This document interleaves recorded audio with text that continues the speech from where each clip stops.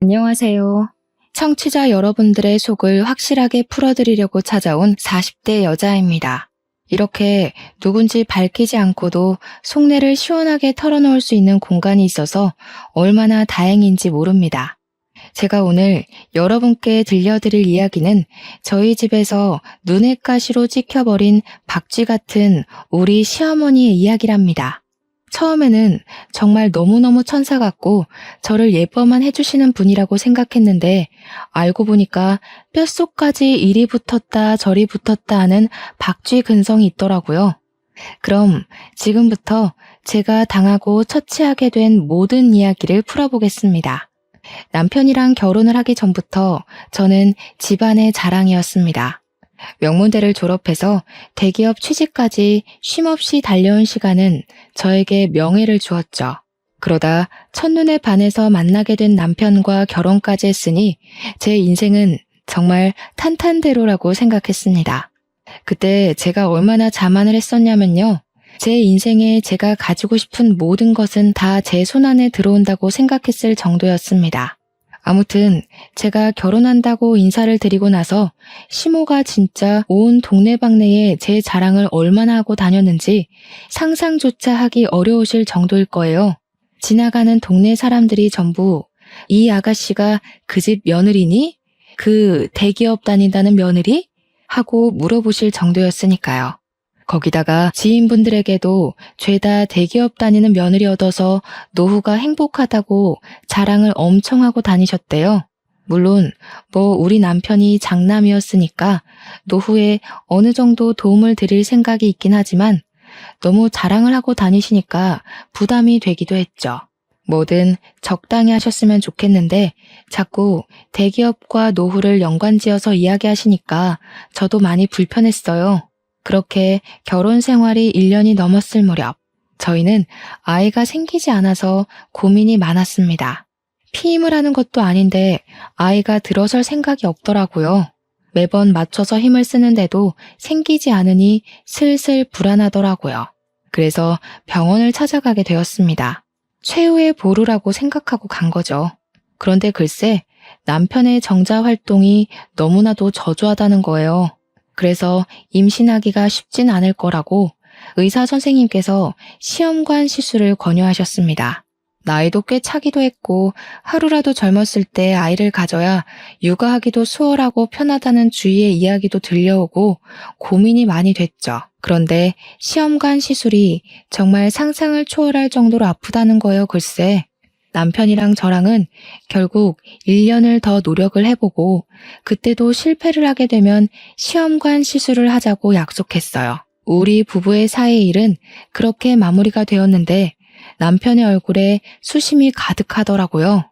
다른 걱정이 있냐고 물어보니까 본인이 난임이라 아이가 들어서지 않는 건데 시댁에 어떻게 설명을 해야 좋을지 모르겠다고 하더라고요. 시댁에서는 남편이 장남이니까 대를 꼭 이어야 한다고 아들 타령을 심하진 않지만 은근히 눈치 주시면서 하셨거든요. 그래서 그냥 남편한테 아예 난임의 난자도 꺼내지 말자고 애가 잘 안 들어서는 것 같다고만 하자고 합을 맞췄죠.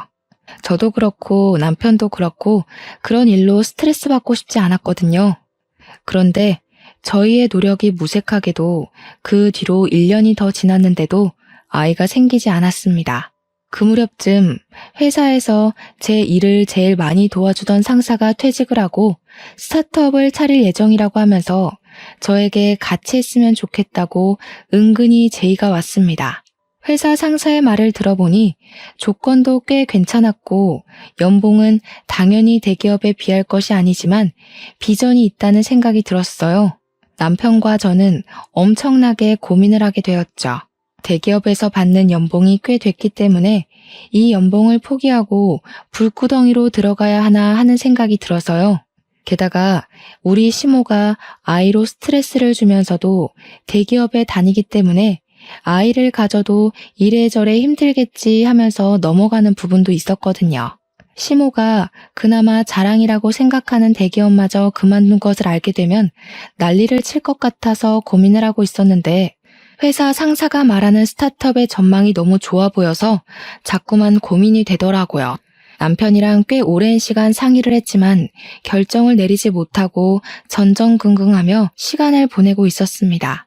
대기업이라는 게 참 복지도 좋고 연봉도 좋지만 그만큼 일이 힘들기도 했고 제 일을 가장 많이 도와주어서 의지했던 상사가 그만둔다고 하니까 마음이 갈팡질팡했죠. 그러던 와중에 도련님이 결혼을 하게 되었어요.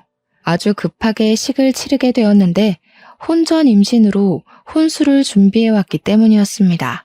동서가 된 사람은 피부관리실을 운영하고 있었는데 위치가 청담동 한복판에 있었어요. 생각보다 장사가 잘 되나 했더니 정말 장사가 엄청나게 잘 되는 그런 피부관리실이었습니다. 원장으로 있는 동서는 손재주가 좋은 건지 말솜씨가 좋은 건지 고객 관리도 유지도 참 잘하는 사람이었어요. 근데 우리 시모가 뭐랄까 서비스직에 종사하는 사람들을 조금 무시하는 경향이 있는 사람이거든요. 가게를 가던 콜센터에서 상담을 받던 서비스직에서 일하는 사람을 은근히 하대하는 요즘 말하는 갑질을 일삼는 사람이었죠. 그래서 솔직히 동서에 대한 걱정을 많이 했었거든요. 대기업 다니는 걸 자랑이라고 여기시는 시모가 동서를 탐탁지 않아 하면 제가 가운데서 어떤 노력을 해야 하나 고민하고 있었는데 글쎄 아주 헛된 고민이었죠. 동서가 임신을 떡하니 해서 오니까 우리 며느리 하면서 난리가 난 거예요. 그러면서 본격적으로 저한테 우리 첫째 며느리는 도대체 언제 대를 이어주려고 저러는지 모르겠다면서 대놓고 뭐라고 하시더라고요. 첫째가 임신을 먼저 했어야 했는데 순서가 아무리 없다지만 너무한 거 아니냐고요. 저야 뭐 한 귀로 듣고 한 귀로 흘렸지만 우리 남편의 속이 많이 상했나 보더라고요. 스트레스 받는다고 시댁에 가기 싫다고 하더라고요. 우리 시모는 남편한테 문제가 있을 거라는 생각을 전혀 안 하는 사람이었어요. 당연히 저한테만 잔소리를 하셨거든요. 그런데 남편 입장에서는 자기한테 문제가 있는 거니까 저한테 미안하기도 하고 좀 그랬나 봐요. 그런데 예상 밖의 문제는 또 있었어요. 본격적으로 시모가 저와 동서를 차별하기 시작한 거죠. 우리 며느리 하면서 지인들 모임에 동서만 데리고 다니기 시작한 거예요. 처음에 말했듯이 시모 주변에 시모를 아는 모든 사람들이 제가 대기업에 다니는 걸 알 정도로 제 자랑을 엄청나게 하고 다니셨다고 했잖아요. 그런데 이제는 그 모든 걸 동서한테 하고 계신 거였죠. 우리 시모가 또 발이 얼마나 넓은지 정말 모임 광이거든요. 그동안은 그런 자리에 저를 꼬박꼬박 데리고 다니셨었단 말이죠. 친구들 모임, 친인척 모임에 저를 자랑하려고 데려가서는 우리 며느리가 대기업에 다니느라 바쁜데도 나를 위해 이렇게 시간을 내어준다면서 이야기하셨어요. 그런데 그 대상이 이제 제가 아니라 동서로 바뀐 거예요. 우리 둘째가 손이 아주 야무져서 청담동에서 피부관리실을 운영하는데 연예인도 와서 받는다더라 이러면서요. 거기다가 동서한테 들었는데 지인들에게 글쎄 피부관리실에서 모임을 하자며 6명이나 데리고 가서는 공짜로 피부관리를 받고 왔다고 하더라고요. 동서가 저에게 약간 어이가 없다는 식으로 전화가 와서 설명을 하길래 저도 기함을 했죠. 아무리 며느리라지만 6명의 지인을 싹 다 데리고 와서 공짜로 관리를 받고 갔다는데 진짜 너무 뻔뻔한 거죠.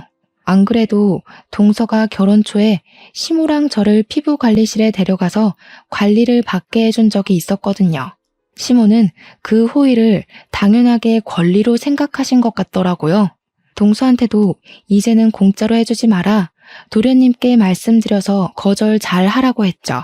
동서랑 저랑은 시모의 차별 가운데에서도 상당히 돈독한 친분을 쌓으면서 서로에게 잘하려고 노력했어요. 동서한테 임신했으니까 선물도 이것저것 챙겨주고 그랬죠. 우리 동서 성격이 또 엄청나게 쿨하거든요. 저한테 뭔가를 받으면 절대로 입을 씻는 법이 없었습니다. 제가 동서한테 호의를 베푼 건데 자꾸 되돌려주면 나도 선물 더는 못 해준다고 이야기를 했더니 선물을 주시면 앞으로는 피부 관리를 해드리겠다고 딜을 하던 사람이에요. 자기는 절대로 받고 입 닦는 사람이 못 된다면서 다른 집들도 이러는지는 모르겠지만 동서랑 저랑 참 성격도 잘 맞고 잘 지냈어요. 시댁에서 손주 타령 엄청 하는데 손주 먼저 떡하니 안겨주는 동서한테 제가 고맙기도 했고요. 아무튼 저는 결국 그쯤 상사와 함께 스타트업에 참여하기로 결정을 내렸고 오랜 시간 몸담아왔던 대기업 생활을 청산했습니다. 시모에게 말을 하진 않았지만 남편이 이야기를 한 건지 그때부터 시모의 잔소리가 엄청나게 건너오기 시작했습니다. 애를 가지지 않는 게 대기업 다니느라 승진해야 해서 바빠서 그런 건 줄 알았더니 어디 일을 때려치우고 구멍가게에 들어가냐고요. 저한테 막 큰 소리까지 내시면서 사표 무르고 다시 대기업에 잘못됐다고 말을 하고 재취업을 하라더군요. 그 스타트업에 무슨 비전이 있겠냐, 그 좋은 대기업을 왜 그만두냐, 처음에는 달래다가 나중에는 화를 내시더라고요. 회사 직원도 너랑 회사 상사랑 둘이라고 하던데 그게 제대로 된 회사는 맞고 월급은 나오냐고요. 우리 아들이 번 돈으로 호의호식하려고 그러는 거 아니냐 하면서 하고 싶은 말 다 쏟아내시는데 그동안 어떻게 참으셨는지 모르겠더라고요. 근데 대표님이 되신 우리 회사 상사가 대기업에 재직 중인 당시에 우리 부서 최고 브레인이자 중심축에 있던 사람이었거든요. 우리가 IT 보안 쪽에서 일을 하고 있었는데 정말 신의 손이라고 불리던 사람이고 회사를 그만두더라도 분명 자리만 잡으면 일이 쏟아질 거라고 예상했단 말이죠. 오죽하면 우리 부서에 있던 사람들 몇 명이 따로 연락 와서는 스카우트 좀 해달라고 부탁을 할 정도였는데 시모가 구멍가게라고 무시하니까 저도 기분이 영 별로더라고요. 시모는 결국 대기업을 다니지 않는 저를 엄청나게 구박하고 무시했어요. 뭐 돈 100만 원은 버는 거냐? 쪽팔려서 며느리라고 말하고 싶지도 않다고요. 덧붙여서 차라리 이참에 애나 낳으라고 아들 낳아야 하는 거 알지? 너네가 대를 이어야 한다고 난리를 치셨습니다. 처음에는 제 일에 대해서 아무것도 모르면서 막말을 하는 시모가 미웠지만 시간이 지나니까 한 귀로 듣고 한 귀로 흘려버리게 되더라고요. 제가 그렇게 스타트업을 시작한 지 6개월이 지나서 동서가 드디어 출산을 했습니다. 주스도 꽉 채워서 나오는 바람에 애 몸무게가 4.1kg이었다고 하더라고요. 동서가 정말 온몸이 찢어지는 줄 알았다고 했어요. 애 낳느라 얼마나 고생했는지 얼굴에 실핏줄이 다 터져서 푸르댕댕해질 정도로 힘을 줬다고 하더라고요. 근데 제가 일이 바빠서 당일에는 병원에 가질 못하고 그 다음날 완도산 최고급 미역을 싸들고 동서의 병실로 찾아갔단 말이죠. 그랬더니 시모가 눈에 쌍심지를 켜고 저를 째려보더니 일도 널찍하면서 뭐가 바쁘다고 이제서야 찾아오냐고 화를 내셨어요. 저는 기분 좋아 시조카도 보고 동서랑 이야기도 나눌 겸 찾아간 건데 시모가 보자마자 기분 나쁘게 하니까 좀 그랬죠. 제가 아무 소리도 안 하고 있으니까 저한테 뭐라는 줄 아세요? 밤새 동서 수발을 들어도 모자란데 이제야 뻔뻔하게 나타났다고 하더라고요. 네가 애를 낳아봤어야 알지 하면서 혀를 차는데 우리 남편도 도련님도 누워있는 동서도 다 식겁해서 제 눈치를 보더라고요. 저는 그냥 할 말은 많았지만 굳이 하지 않았습니다. 아무 소리 안 하고 가만히 앉아서 동서한테 두런두런 말을 시키고 있는데 동서가 목이 마르다고 하더라고요. 원래 탈수가 오거나 수분이 부족할 때 물보다 이온 음료가 좋다고 하잖아요. 그래서 동서에게 이온 음료를 건넸죠. 아플 때에도 물 대신 이온 음료를 더 찾아 먹기도 하고 하니까 일부러 생각해서 건네준 거였어요. 그런데 우리 시모가 제 손에 들린 이온 음료를 보자마자 제 뒤통수를 퍽 소리나게 때리는 거예요. 또 너무 놀라서 으악 소리를 내고 우리 남편도 놀래서 엄마 뭐 하는 거야 하면서 소리를 질렀어요. 동서랑 도련님은 아무 소리도 못하고 입만 떡 벌리고 있었고요. 그러자 시모가 저한테 생각이 없어도 너무 없다면서 물을 줘야지 음료수를 주면 어쩌냐고 너도 나중에 애 낳으면 음료수나 마셔라 하는데 남편은 옆에서 한숨 쉬고 있고 시모는 이때다 싶었는지 언제 아이 가질 거냐고 닥달을 했어요. 둘째네가 먼저 아들을 낳으면 장남이 면이 서겠냐고 둘째네가 딸 낳아서 다행인 줄 알아 이러는데 동서랑 저랑 둘 다 표정이 썩어 들어갔죠. 남편은 제가 뒤통수를 맞은 게 본인 뒤통수를 맞은 것처럼 기분이 나빴는지 시모에게 소리를 쳤어요. 왜 애먼 사람을 잡고 그래? 내가 불임이래, 내가. 내가 몸이 안 좋아서 임신을 못 시키는 거라고요. 제발 가만히 좀 있으세요. 엄마가 그럴수록 내 체면이 더 안 선다는 거 알아두시라고요. 그 말을 들은 시모가 완전 어안이 벙벙한 표정으로 저를 한번 남편을 한번 번갈아 가면서 보시더라고요. 믿기지 않는다는 목소리로 이게 다 무슨 소리냐고, 웬 말도 안 되는 소리를 하고 있냐고 저한테 솔직하게 이야기를 하라고 재촉을 하시더라고요. 그래서 제가 그랬죠. 불임은 아니고 난임이라 좀 어렵대요. 그러니 남편이 다 자기가 부족해서 생긴 일인데 왜 우리 마누라 탓을 하냐고, 우리가 노력도 안 해본 줄 아냐고 시모한테 난리를 쳤습니다. 듣던 동서도 도련님도 불편했는지 제발 그만하시라고 남편을 말리기 시작했죠. 시모는 동서 병실 한복판에 주저앉아서 아니 우리 아들이 난임이라고? 애를 못 가진다고? 하면서 엉엉 울기 시작하셨습니다. 저는 진짜 동서한테 너무나도 미안했어요. 출산하고 푹 쉬어도 모자랄 판에 병실에서 이게 무슨 일인지. 남편이 시모한테 끝까지 우리 마누라한테 임신 가지고 헛소리 하지 말라고 단단히 일러두더라고요. 그날 이후로 시모가 저에게 임신, 손주, 출산을 가지고 전화를 하는 일이 일절 없었습니다. 동서는 저에게 마음이 괜찮은 거 맞냐고 연락 오긴 했는데 사실 저랑 남편은 이미 어느 정도 아이에 대한 생각을 포기했던 터라 괜찮다고 했죠. 요즘은 일이 바빠서 아무 생각도 들지 않는다고 동서한테 걱정 말고 육아에 신경 쓰라고 했어요. 근데 동서 이야기를 들어보니까 시모가 저한테는 전화도 없고 문자도 없고 집에 찾아오거나 하는 일도 없이 지내는데 동서랑은 계속 연락하고 만나고 한다고 하더라고요. 손녀를 얼마나 예뻐하시는지 매일같이 동서네 집에 출퇴근하시면서 육아를 도와준다고 하더라고요.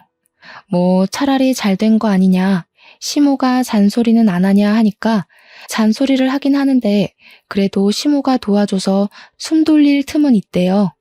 그러다가 동선의 아길 100일 잔치 이야기가 나와서 혹시 얼마 안 남았던데 따로 일정 같은 거 있냐고 물어봤어요. 동서한테 원래 가족끼리 100일에 밥 먹고 사진도 찍고 한다던데 동선에는 어떻게 할 거야? 선물은 뭐 사줄까? 하고 물어보니 난처해 하더라고요.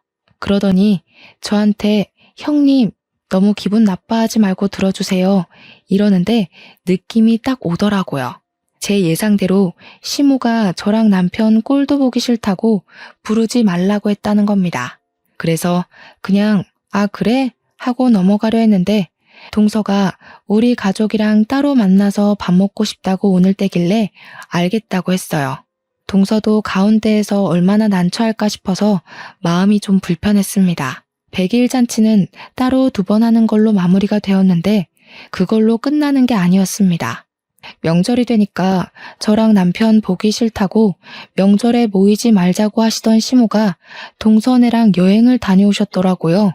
동서가 나중에 형님네도 오시는 줄 알았는데 깜짝 놀랐다며 시모가 비행기 티켓 다 끊어놓고 몸만 오라고 했다고 했대요. 당연히 저희 부부도 있을 줄 알았는데 안 오셔서 놀랬다고. 저는 뭐 아예 듣지도 못한 이야기니까 어색하게 웃고 말았죠.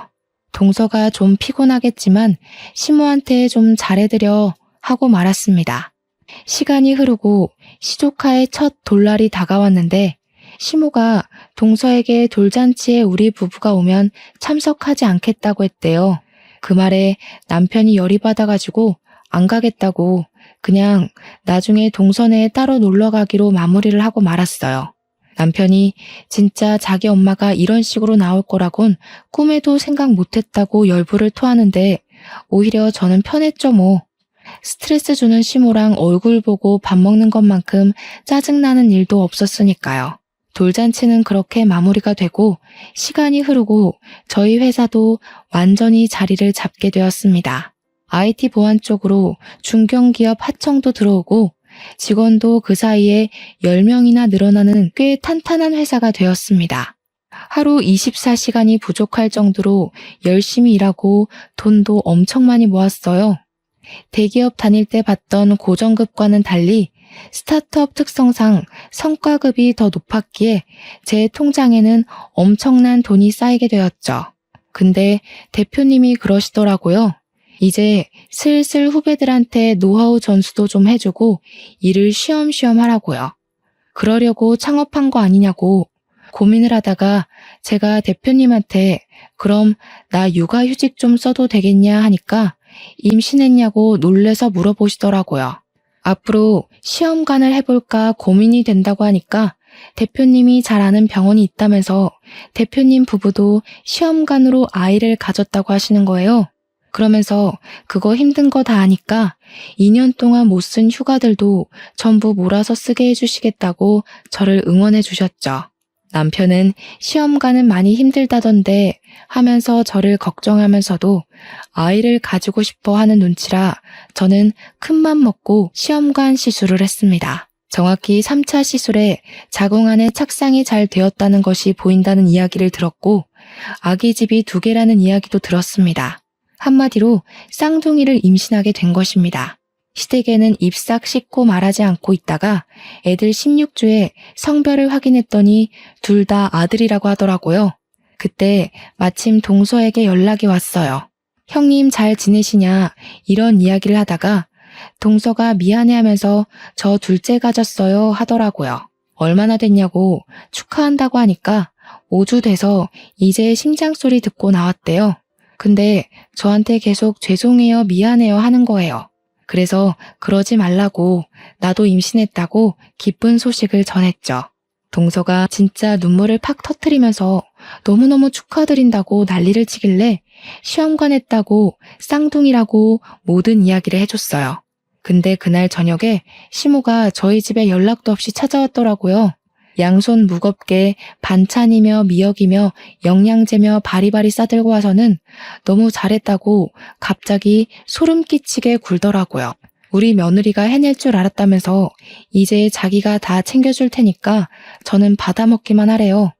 일을 좀 쉬냐 하길래 대표님이 편의를 봐주시기로 했다니까 이래서 작은 회사가 좋네 하시더라고요. 남편이 썩은 얼굴로 얘네 회사 엄청나게 성장했어. 더 이상 작은 회사 아니야. 대기업 하청도 하고 대기업보다 돈도 훨씬 많이 벌어 하니까 시모가 엄청 놀라는 겁니다. 역시 우리 며느리 능력 하나는 제대로라고 완전히 비행기를 태우는데 영 불편하더라고요. 둘 다 아들이라며 우리 며느리가 대를 이어줄 거라고 생각했다 하시면서 둘째네도 아들을 낳아야 한다고 걱정을 하셨습니다. 그렇게 끼고 살다시피 했던 동서가 첫째를 딸을 낳았다고 갑자기 엄청나게 무시를 하는 거예요. 시간이 흘러서 동서네도 성별 확인을 했는데 둘째도 딸이라고 하더라고요.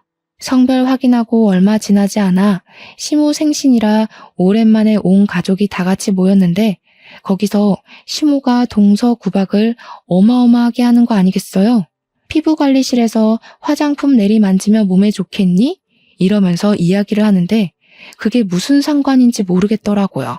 그러는 시모는 여전히 동서 곤란하게 지인들 몇 명씩 데리고 공짜 관리받고 있으면서요.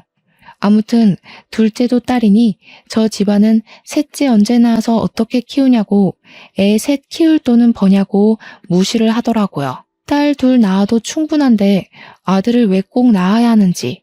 그러면서 우리 첫째 며느리는 돈도 잘 벌고 아들도 한 번에 둘이나 생겼다고 둘째는 뭐가 모자라서 저러는지 모르겠다 이러면서 대놓고 동서한테 구박을 주는데 완전히 제가 당했던 그대로를 겪고 있더라고요. 서방님이 보다 못해서 아니 여태 우리 둘째만한 며느리 없다고 할 때는 언제고 이제 와서 딸 가졌다고 구박을 주냐고 뭐라고 했어요. 엄마 그러다가 노년의 며느리들한테 호되게 당할 수가 있어요 하면서 남편도 은근히 뼈있는 이야기를 던졌고요. 입을 삐죽거리는 시모한테 서방님이 요즘은 딸 낳는 게 복인 거 몰라요? 하는데 시모가 서방님 등짝을 짝소리 나게 때리는 거예요. 어디 형네 듣는 데서 그런 소리를 하냐고. 아들이 최고지. 너네도 봐라. 내가 아들만 둘 낳은 게 축복인 걸 왜 몰라? 하시더라고요. 당연히 딸인 저랑 동서 얼굴이 완전히 썩었죠. 제 배가 점점 불러오고 임신 7개월째가 되어서 다리도 퉁퉁 붓고 쌍둥이인지라 몸이 2배로 무거워서 힘든 시기를 보내고 있었어요. 그런데도 자꾸 저를 밖으로 불러내는 거예요. 시모가 시도 때도 없이요. 운동도 좀 하고 그래야 하는 거 아니냐면서 친지 모임, 친구들 모임에 다시 저를 막 끌고 다니기 시작했습니다. 어머님 지인분들이 저에게 첫째 며느리 오랜만이네, 둘째 며느리만 데리고 나오더니 무슨 일이야? 하면서 은근히 궁금해하시더라고요. 집안 속사정까지는 제대로 모르시는 건지 저한테 무슨 일이 생겨서 그동안 모임에 안 나온 줄 아시더라고요. 시모가 우리 첫째가 아들을 쌍둥이로 가졌다면서 하고 있는 사업이 얼마나 대단한지 아냐면서 글쎄 회사에서 우리 며느리 좋다고 큰 자리 하나 주겠다고 했다지 뭐야, 이러고 자랑을 하시더라고요. 저는 가뜩이나 임신 중이라 살도 많이 찌고 배도 많이 눌려서 소화도 잘 안 되는 마당에 시모의 자랑질 때문에 체하는 줄 알았어요. 그렇게 이리저리 난데없이 끌려다니다가 임신 8개월을 좀 넘겨서 갑자기 양수가 터진 게 아니겠어요? 그날을 생각하면 아직도 아찔합니다. 시모에게 끌려가서 미용실에서 머리를 하고 있었어요. 어차피 출산 전에 한번 다듬을 예정이긴 해서 군소리 없이 시모를 따라갔는데 이상하게 배가 너무 아프더니 양수가 터지고 만 거죠. 구급차를 부르고 아주 그냥 난리를 치고 병원으로 이송돼서 조산으로 아이를 낳게 되었습니다. 쌍둥이들은 충분히 그럴 가능성이 있다고 하더라고요. 애들은 바로 신생아 중환자실로 들어가서 심장 박동이랑 그런 거 체크하고 저는 완전히 몸져 누워 있었거든요. 갑작스럽기도 하고 출산이 진짜 힘들기도 했고요. 우리 남편이 헐레벌떡 병원에 소식 듣고 오자마자 시모한테 막 뭐라고 난리를 치더라고요. 안 그래도 막달이라 조심해야 하는데 산모를 끌고 미용실에 가는 게 말이 되는 행동이냐면서요. 근데 시모가 엄청 뻔뻔하게 우리 며느리 출산 전에 한번 꾸며주려고 그랬다고 둘이 제 병실에서 싸우더라고요. 시끄럽다 하고 있는데 우리 동선에도 소식을 듣고 찾아왔어요. 동서 뛰지 마, 조심해야지 하는데 너무 축하한다면서 꽃바구니를 사왔더라고요. 근데 시모가 그 꽃바구니를 보자마자 병실에 신생아가 올라올 수도 있는데 꽃가루라도 마시면 어떻게 하냐고 소리를 꽥 지르는 거예요. 그러더니 동서 손에 들린 꽃바구니를 바로 바닥에 던지고는 동서 뒤통수를 퍽 소리나게 때린 거 있죠. 네가 딸만 낳아서 모르나 본데 꽃가루가 아기들한테 얼마나 위험한 건지 아니? 네 머릿속에는 생각이라는 게 없니? 요즘 너 때문에 정말 내가 창피해서 얼굴을 못 들고 다니겠다. 동서는 시모한테 머리를 맞았다는 게 충격이었는지 눈물을 줄줄 흘리고 있었고, 서방님은 이 상황이 어이가 없는데 콧김을 팍팍 뿜으면서 동서를 끌어안았어요. 저는 누워서 그 꼴을 보는데 마치 제 과거를 보는 듯한 기분이 들더라고요. 그때는 내 뒤통수를 시원하게 때리더니 정말 이제야 시모가 손버릇 자체가 나쁜 사람이라는 걸 체감했죠. 동서 보는데 제가 다 미안하고 출산하고 나와서 정신없는 와중에도 눈물 흘리는 동서를 보면서 시모에게 화를 냈어요. 아니 어머님, 동서가 뭘 그렇게 잘못했다고 그런 행동을 하세요? 입이 있으면 말을 해보세요. 미안한데 저도 어머님 뒤통수 칠 수 있거든요? 제가 지금 쳐드려요? 시모는 제 입에서 그런 말이 나올 줄 상상도 못했다면서 어찌 시모한테 그런 말을 할 수 있냐고 어이없어 했죠. 우리 남편도 떨어진 꽃바구니 주워서 잘 올려두고는 시모한테 엄마 당장 나가라고 하면서 시모를 밀면서 쫓아냈어요. 저는 동서에게 일부러 더 꽃선물 받고 싶었다. 우리 남편도 안 해온 선물인데 너무 고맙다. 꽃이 예쁘다고 계속 이야기를 해줬죠. 그러니까 뒤통수 맞고 울고 있던 동서가 그제야 저한테 얼굴이 많이 상했다고 출산하느라 힘드셨죠 하면서 말을 걸더라고요. 아냐, 괜찮아 하는 순간에 시모가 병실 문을 열고 벌컥 들어오더니 또 소리를 치는 겁니다. 야, 첫째가 얼굴 상한 걸 봤으면 화장품이라도 챙겨와서 피부 관리를 좀 해주던가. 너는 생각이 없어도 너무 없다. 하는데 진짜 제가 지쳐서 대답도 못하고 한숨 쉬면서 남편만 바라봤어요. 제발 좀 치워달라는 표정으로 보고 있으니까 남편도 연을 끊을 기세로 시무를 째려보고 있더라고요. 결국 제가 나서야겠다 싶어서 지쳐서 이야기를 했습니다. 그냥 제가 못 씻어서 그런 거예요, 어머님. 저 너무 힘드니까 이제 돌아가세요. 그랬더니 우리 아들 낳은 며느리 힘들면 안 되지 하면서 푹 쉬라고 자긴 집으로 가겠다고 하시면서 나가더라고요. 진지하게 우리 시모 인성에 문제 있다는 생각을 하게 되었죠. 저는 조리원도 잘 갔다 왔고 육아휴직도 냈는데 대표님이 쌍둥이니까 육아휴직도 2배로 주시겠다고 하시더라고요. 대신 집에서 급한 일 생기면 일주일에 1~2번 정도만 일을 도와달라고 하셨습니다. 곰곰이 생각해보니까 미치는 장사는 아닌 것 같더라고요. 일주일에 1~2번 정도 일을 봐주고 육아휴직 2배면 좋은 것 같았어요. 일주일에 1~2번 일하는 것도 1~2시간이면 끝날 일이라고 했고요. 저는 집에서 쌍둥이를 보느라 정신없고 우리 친정에서도 도와주고 시모가 도우미도 보내주었어요. 그렇게 2달하고도 며칠이 더 흘렀을 때 동선에도 아이를 낳았는데 첫째 아이가 이미 있었잖아요. 아무리 어린이집에 간다고 해도 동선에도 아이를 봐줄 사람이 필요했죠. 동선의 가족이 지방에 있던 터라 시모에게 아이를 좀 돌봐주십사 하고 부탁을 드렸나 보더라고요. 동선의 친정에서 가끔 올라와서 도와주시긴 하는데 내내 와서 봐주실 수가 없으니까 부탁을 드렸더니 시모가 너네는 도우미 쓸 돈도 없냐고 했대요. 왜 다 늙은 자기한테 애를 봐달라고 하냐면서 동서에게 딱 잘라서 이야기했다고 하더라고요. 근데 좀 제 마음이 너무 불편한 거예요. 물론 제가 쌍둥이를 낳긴 했지만 도우미도 불러주시고 우리 집에도 맨날 오셨거든요. 우리 손자들 봐야 한다고 아들들이 얼마나 대차게 생겼는지 장군감이라면서 딸이랑은 차원이 다르다고 제가 동서한테 너무 미안해서 오죽하면 남편 시켜다가 동선에 반찬이랑 국 같은 걸 해다 바치기까지 했다니까요. 동서도 저한테 시모가 너무 박쥐처럼 굴어서 짜증난다고 했고요. 물론 저도 그렇게 생각하고 있어서 동의를 했죠. 해도 너무한 것 같은 거예요. 제가 임신 못한다고 했을 때는 그렇게 저를 구박하더니 아들 낳았다고 제가 최고라고 하는 게 너무 속보이고 재수없었죠. 세월이 흘러 저는 육아휴직도 끝이 났고 아이들도 3살이 되어서 어린이집에 다니기 시작했습니다. 그동안 틈틈이 회사 일을 놓지 않은 덕분에 복직하고 나서도 무리 없이 잘 적응해서 다니고 있었어요. 우리 동서는 피부관리실을 계속 운영하고 있었는데 어느 날 공중파 TV에 엄청 유명한 연예인이 자기 일상을 공유하는 프로그램에서 우리 동선의 숍에 간 게 나온 거예요. 원장님 손길이 끝내준다면서 우리 동서도 TV에 나오고 인터넷에 거기 피부관리숍 도대체 어디냐고 난리가 난 거죠. 방송되자마자 동선의 가게 위치까지 싹 나오는데 동서랑 연락할 틈이 없어질 만큼 동서가 바빠졌어요. 길 가다가 원장님? 하면서 알아보는 사람이 생길 정도로 유명해진 거죠.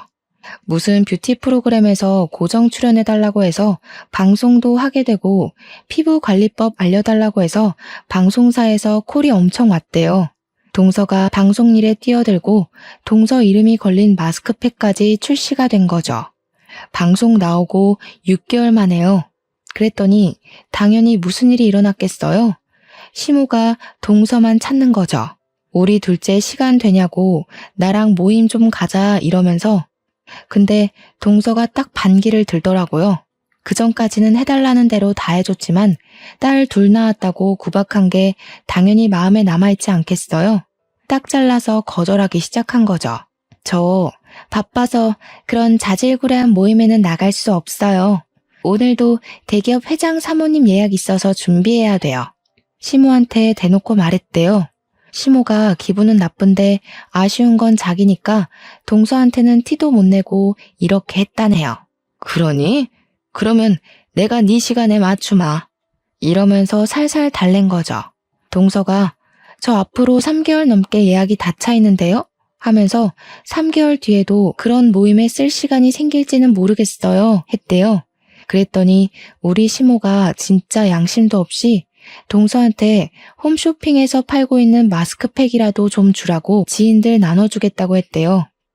동서가 아무것도 모르는 척하면서 지인들한테 왜 나눠줘요? 하니까 당황한 시모가 아니 내가 너네 팩 좋다고 홍보 좀 해주고 하려고 하면서 몇 박스를 달라고 했다네요. 그래서 동서가 홍보 없이도 완판이라서 괜찮아요. 그냥 두세요. 했다는 거예요. 시모가 할 말도 없고 동서가 따박따박 말대꾸하니까 됐다 하고 끊어버렸다고 하더라고요. 동서한테 잘했다고 제가 엄청나게 칭찬을 해줬죠. 잘했다, 사이다야 사이다 이러면서요. 그랬는데 저한테도 기회가 찾아오게 되었어요. 교양 채널에서 저에게 출연을 좀 부탁한다는 연락이 오게 된 거죠. 그때가 한창 막 인터넷 보안 관련해서 보이스피싱에 패킹 이런 게 매일같이 뉴스에 방송되던 시절이었거든요. 제가 또 IT 보안 업체에서 일을 하고 우리 대표님이 그런 데 나서서 인터뷰하시는 걸 워낙 싫어하시는 분이라 저한테 나가라고 시키더라고요. 상사가 하라는데 제가 거기서 싫은데요? 할 수가 없어서 인터뷰도 엄청 열심히 하고 설명도 최대한 귀엽게 사람들이 이해하기 쉽도록 설명을 했어요. 그게 방송에 나오고 기사로도 막 뜨고 길 가다가 알아보는 사람은 없어도 업계에서 꽤 유명해졌단 말이죠. 그리고 어르신들이 그 방송을 많이 시청하셨나 봐요. 시모 지인들이 저를 알아보고 시모한테 어머 첫째 며느리 아니냐고 호들갑을 떤 거죠. 시모가 저한테 연락이 와서는 같이 모임에 나가자고 엄청나게 조르더라고요.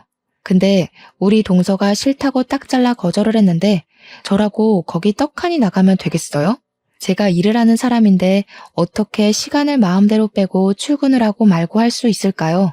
이 업계에서 난다긴다 하는 사람들 24시간 일한다고 해도 무방해요 하면서 시간 없어요 하고 거절을 했더니 제 시간에 맞추겠다고 하시더라고요. 그러면 금요일 새벽 1시쯤 어떠세요? 하니까 시모가 씩씩거리면서 끊더라고요.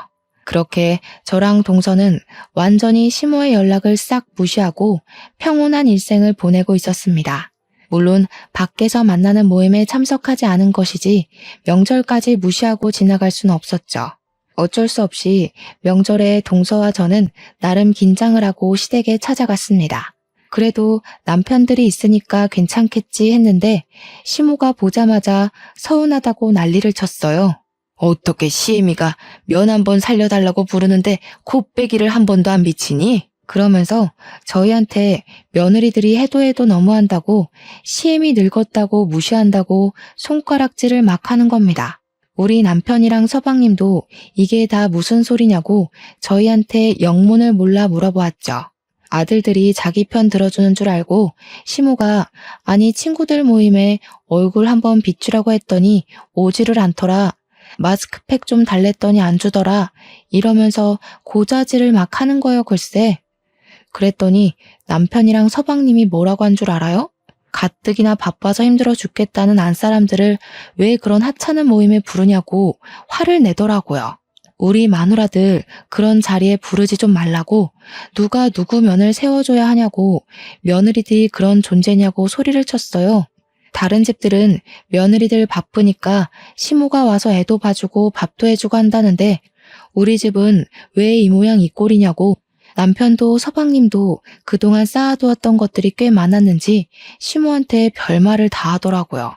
엄마 때문에 우리가 이혼남 됐으면 좋겠어? 하니까 그제야 이혼은 무슨 이혼이냐고 헐레벌떡 이야기를 하시더라고요. 시모가 아니 뭐 맨날 부른 것도 아니고 어쩌다 한번 오라고 한 거라고 꼬리를 팍 내렸죠. 그래서 저도 이때다 싶어서 이야기를 했습니다. 저는 어머님께서 손주 못 낳는다고 구박하고 대기업 그만뒀다고 쪽팔린다고 하시길래 제가 어머님 면 살려드릴 일은 없는 줄 알았어요. 어머, 형님도요? 저도 딸만 둘 낳아서 아무짝에도 쓸모없다고 하시길래 그런 줄 알았죠. 저희가 가면 어머님만 더 곤란해지시는 거 아니에요? 쐐기를 박는 한마디를 날리니까 우리 시모가 글쎄 아무 소리도 못하고 당황해하면서 눈알만 굴리더라고요. 그날 이후로 뭐 동서랑 저한테 모임에 나와라 이것 좀 해달라 말도 못하시고 그냥 별일 없냐 잘 지내냐 많이 바쁘냐 건강 챙겨라 하면서 본론은 못 꺼내고 안부만 주야장천 물어보시면서 눈치를 보시더라고요. 저랑 동서가 말 그대로 문전박대를 해버렸으니까 자기도 예전처럼 강요를 못하는 거죠. 근데 이걸로 저희가 뒤통수 맞았던 지난날의 서름이 풀리지가 않더라고요. 그래서 동서랑 아예 시모도 모임에 나가지 못하게 만들어버릴까 싶어서 둘이 작전에 모의했습니다. 시모에게는 우리 둘 다 모임에 나가드리겠다고 하니까 좋다고 날짜랑 장소랑 알려주시더라고요. 모임에 나가니까 시모 지인분들 쫙 앉아 있으셨는데 저희를 보자마자 며느리들이 너무 똑똑하고 예쁘고 재주도 좋다고 칭찬이 막 나오고 있었어요. 우리 시모가 어깨가 완전히 치솟은 게 보이더라고요. 그래서 동서랑 지금이 타이밍이다 싶었죠.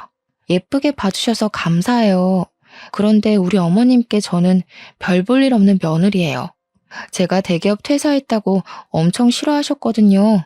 제가 우리 어머님한테 뒤통수까지 맞았잖아요. 어머님, 저 이렇게 성공할 거라고 생각 못 하시고 제 뒤통수 친 거 맞으시죠? 우리 어머님 손버릇이 고약한 건 오랜 지인분들이니까 다 아시죠? 마음에 안 들면 바로 손부터 나가니까 다들 뒤통수 조심하셔요. 아, 그렇죠, 형님. 저도 딸만 둘 낳았다고 어머님께 뒤통수 맞았잖아요. 다짜고짜 때리셔서 얼마나 놀랐었는지. 어머님 아시죠? 이제 저희 남편이랑 아주버님이 어머님이랑 인연 끊겠다고 하셨잖아요. 누구든 어머님이랑 연락만 하면 그 사람 휴대폰 부숴버릴 거라고 신신당부를 하더라고요. 그래서 저희끼리 명절 때도 더 이상 찾아뵙지 않고 어머님이랑 연 끊기로 했어요. 오늘이 마지막으로 뵙는 날이겠네요. 우리 남편이 나 여기 온 거 알면 큰일 나. 동서도 그렇지? 얼른 가자 우리. 시모랑 시모 지인들이 입덕 벌리고 있는 와중에 동서랑 팔짱을 끼고 그 자리를 나왔습니다. 모임에 있던 사람들 전부 교양인인 척 하하호호 떠들어대던 시모의 본 모습을 보고 무척이나 놀랐던 것 같아요. 안 그래도 사색이 되어서 저희만 멍하니 바라보고 있던 시모를 보면서 저랑 동서랑 엄청 통쾌했거든요. 얼굴은 물론이고 손까지 핏기가 싹 가셨던데 역시 사람은 착하게 살아야 합니다. 아무래도 나이가 더 들면 그놈의 노후 때문이라도 저희한테 빌붙어야 하니까 자존심 굽혀가면서 연락 올 게 뻔하긴 한데 동서랑 저랑은 무릎 꿇고 시모가 빈다고 해도 절대로 받아주지 않기로 약속 꼭꼭 걸었네요. 심보를 곱게 써야 나중에 다 복으로 돌려받는 거 아시죠? 앞으로는 동서랑 저랑 시모에게 시달리는 일 없이 즐거운 명절 보내기를 기대해보며 제 이야기는 여기서 줄이도록 하겠습니다. 제 사연을 들어주신 여러분 정말로 감사합니다.